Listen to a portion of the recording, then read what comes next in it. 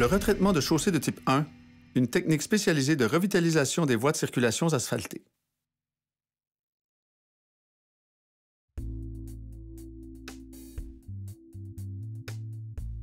Cette technique offre une véritable cure de jeunesse à une chaussée qui ne répond plus aux critères de qualité et de sécurité minimale. En fragmentant le pavage, le retraitant et le remettant en place en une seule opération, nous créons une base solide ayant éliminé les défauts de surface et corrigé le profil. Cette couche supportera adéquatement un revêtement de surface traditionnel, tel qu'une couche de pavage à chaud ou d'enrobé coulé à froid, qui fait l'objet d'une autre capsule. Moins de matériaux neufs utilisés et moins de contraintes sur la circulation, le retraitement de chaussée de type 1 est une solution qui en donne plus. En plus de permettre une exécution rapide et d'être soucieuse de l'environnement, cette technique permet l'élimination de l'orniérage, la suppression des patrons de fissuration, ainsi que le rétablissement du profil et de l'uni de la chaussée suivant des standards de qualité et de sécurité supérieurs.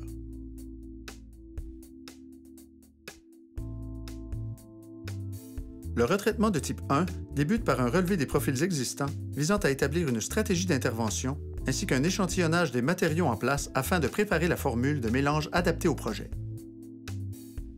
Ces données permettent aussi de définir et de quantifier les additifs nécessaires à l'obtention de résultats de grande qualité. En préparation au passage du train de recyclage, le planage de certaines parties de la surface peut s'avérer nécessaire. Vient ensuite le moment pour le train de recyclage d'entrer en action. Cet assemblage de machines spécialisées avance sans arrêt de façon coordonnée. Devançant quelque peu l'unité principale, un épandeur dépose une quantité déterminée de liant hydraulique au sol, lequel sera incorporé au granulat lors de la fragmentation de la chaussée. Suivent les camions de ravitaillement en eau et en émulsion qui se relaient sans cesse afin d'assurer une alimentation continue en matériaux liquides de l'unité de malaxage et d'application dont nous expliquerons le fonctionnement au cours de cette capsule.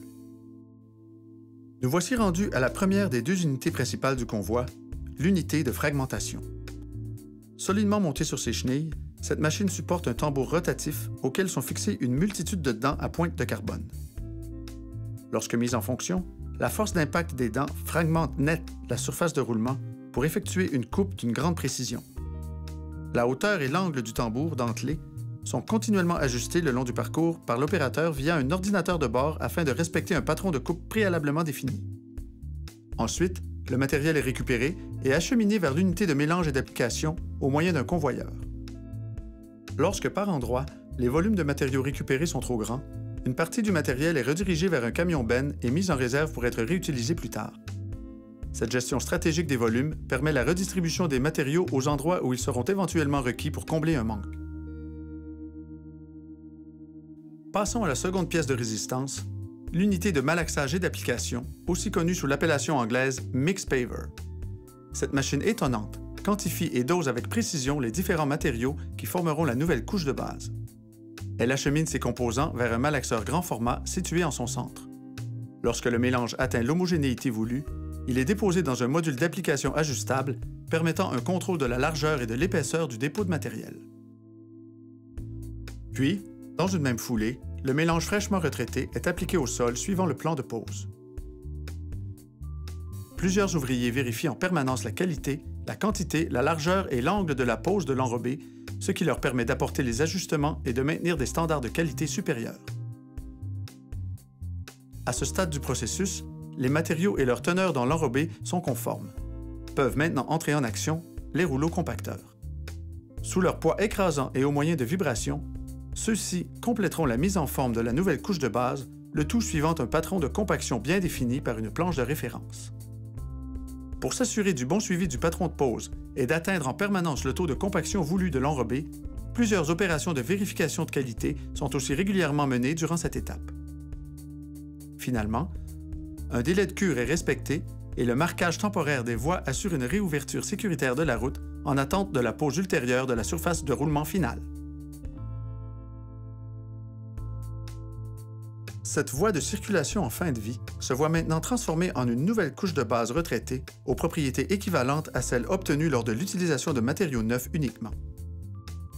L'exécution de cette méthode rapide et peu contraignante permet la réfection de voies de circulation sur de longues distances dans un environnement de travail sécurisé et sans nécessiter une obstruction complète de la circulation locale.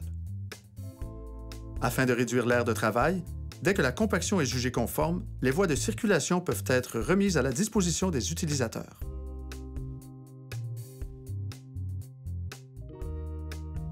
Une fois complété, le retraitement de type 1 aura non seulement fait disparaître la dégradation causée à la chaussée par la circulation et les rayons ultraviolets, il aura aussi rectifié le profil et l'uni, ce qui augmentera le confort de roulement. De plus, ce traitement en profondeur corrige les patrons de fissures et agit comme barrière à leur réapparition. Cette technique respecte l'environnement, les usagers de la route et offre une solution efficace aux gestionnaires de réseaux routiers pour augmenter la longévité d'une voie de circulation.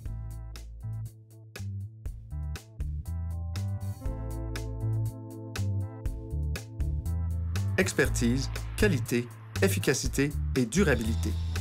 Le retraitement de type 1 réalisé par Talon Sébec. L'innovation durable.